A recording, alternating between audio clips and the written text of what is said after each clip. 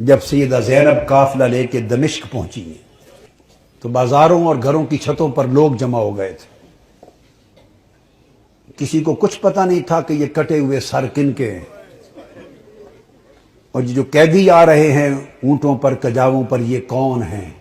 صرف اتنا اعلان کیا ہوا تھا کہ حکومت کے کچھ باغی تھے اور باغیوں کو قتل کر دیا گیا ہے. اب یہ باغیوں کے سر دربار یزید میں پہنچائے جا رہے ہیں. لوگ باغیوں کو دیکھنے کے لیے چھتوں پر چڑھ رہے تھے. کسی کو کچھ خبر کچھ پہچان نہ تھی. ہجوم ہو گیا، قافلہ رک گیا بازار دمشق میں. آج وہ بازار سوق حمیدیہ کہلاتا ہے. چھتا ہوا ہے آج بازار دمشق کا. وہ روٹ تھا جہاں سے وہ مسجد اموی جو ہے اس طرف دربار یزید کی طرف مڑ کے قافلہ جانا تھا. بھیڑ ہو گئی، قافلہ رک گیا.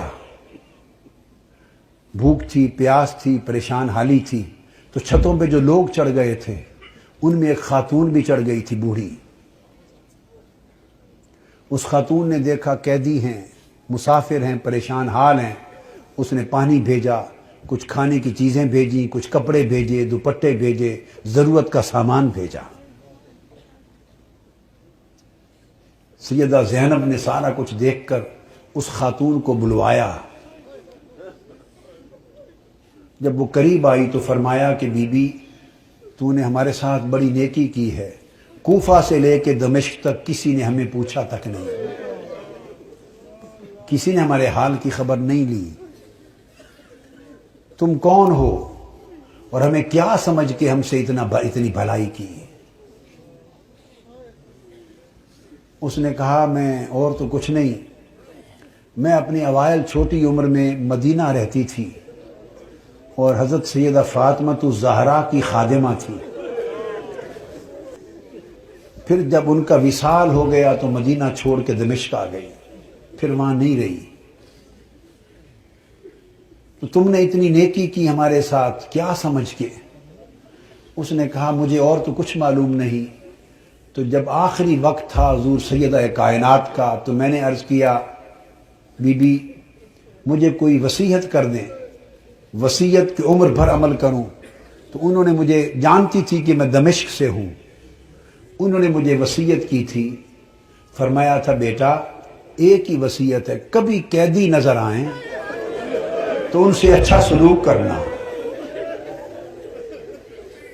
زندگی میں کبھی قیدی نظر آئیں تو ان سے اچھا سلوک کرنا. میں نے تو دیکھا ہے قیدی ہیں اور مجھے ان کی وصیت یاد آئی ہے. زندگی میں پہلی مرتبہ موقع ملا ہے تو میں نے سیدہ فاطمہ الزہرا کی، اپنی مخدومہ کی، میں نے نصیحت پہ عمل کر کے قیدی جان کے تو یہ سارا کچھ کیا ہے.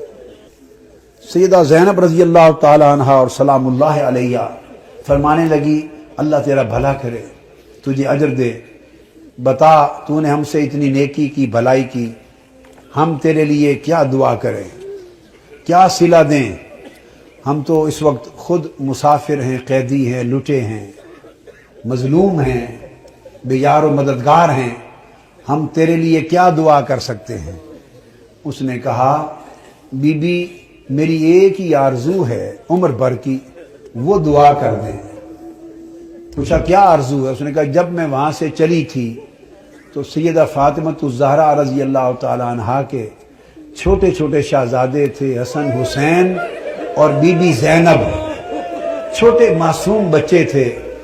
اب زمانہ گزر گیا، میری اس وقت سے آرزو ہے کہ کبھی مجھے حسین اور زینب کی زیارت ہو جائے. دعا کر دے کہ مجھے ان کی زیارت نصیب ہو. بی بی زینب نے فرمایا تیری دعا قبول ہو گئی. میں زینب ہوں جو قیدی ہوں، اور جس کا سر کٹا نیزے پر دیکھ رہے ہو یہ حسین ہے.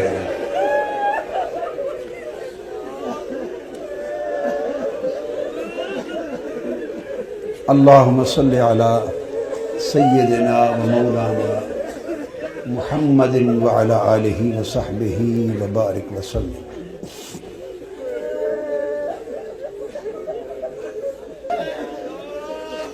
پھر سیدہ زینب قافلہ لے کر جب دربار یزید میں پہنچی ہیں تو اس بدبخت نے حکم دیا کہ یہ جو قیدی ہیں میرے سامنے پیش کیے جائیں، اور گستاخانہ انداز کے ساتھ سیدہ زینب اور سیدنا امام زین العابدین کی طرف مخاطب ہوا۔ آپ کے ساتھ وہ ضعیفہ مائی تھی جو سیدہ کائنات سیدہ فاطمہ الزہرا رضی اللہ تعالی عنہا کی خادمہ تھی، اور جنہوں نے اپنی گود میں حسن حسین اور زینب کو پالا تھا۔ ان کا نام تھا فضہ۔ ان حضرت فضہ کا مزار آج بھی دمشق کے قبرستان مقبرہ باب الصغیر میں ہے، اہل بیت اطہار کے ساتھ ہی۔ وہ ضعیف تھی، ضعیف اس وقت بوڑھی بڑھاپے کی وجہ سے جھک گئی تھی، کمر سیدھی نہیں ہوتی تھی۔ وہ کھڑی ہو گئی جوش میں کھڑی ہو گئی اور فرمانے لگی، بدبخت یزید، تم جن کو باندیاں کہہ رہا ہے، یہ قیدی باندیاں پیش کی جائیں، خبردار، یہ دنیا اور آخرت اور کل کائنات کی مالک و وارث ہیں، تاجدار کائنات کی شہزادیاں ہیں، تمیز سے بات کر۔ یزید نے اپنے فوجیوں کو دیکھا اور کہا کہ یہ بوڑھی خاتون کون ہے جو جسارت اور بے ادبی کر رہی ہے ہمارے دربار میں، اس کی خبر لو۔ اس کے فوجی اٹھے، انہوں نے تلوار لہرائی، ڈرانے دھمکانے کے لیے بی بی فضہ رضی اللہ تعالی عنہا کو۔ بس اتنا عمل کرنے کی دیر تھی کہ خود یزید کے فوجیوں میں درجنوں سینکڑوں فوجی حبشہ کے رہنے والے تھے، اور بی بی فضہ بھی حبشہ سے تھی۔ یزید کی اپنی فوج کے حبشی جوان، یک لخت 20 حبشی جوان تلواریں میان سے نکال کے کھڑے ہو گئے۔ ان کی جو قومی غیرت تھی اور وطن کی حمیت تھی، اس نے جوش مارا۔ اس نے کہا، خبردار، یہ ہمارے وطن کی ماں ہے، حبشہ کی ماں ہے، اگر کسی نے اس کی طرف ہاتھ بڑھایا تو تلواروں سے گردنیں کاٹ دیں گے۔ جب وہ تلواریں لہرائیں حبشہ کی ایک خاتون کی عزت کی خاطر، تو اس وقت سیدہ زینب نے مڑ کے مدینہ کی طرف دیکھا اور مدینہ کی طرف تک کر ہاتھ اٹھائے اور عرض کیا، بابا، آج حبشہ کی ایک بیٹی کے لیے سینکڑوں تلواریں نکل آئی ہیں، مگر آج آپ کی بیٹیوں کی حفاظت کے لیے کوئی شخص یہاں موجود نہیں ہے۔